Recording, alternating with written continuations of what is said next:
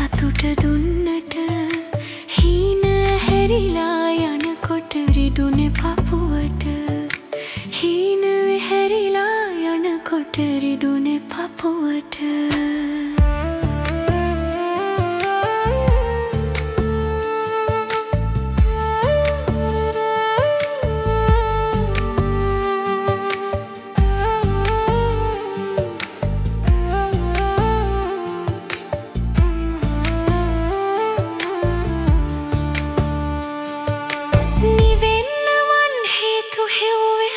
පුංචියට දැස් පමණි කතා කළේ හමු වෙන විට පිච්චෙන බව නොදැන නෙමේ බැඳුනේ ඔයාට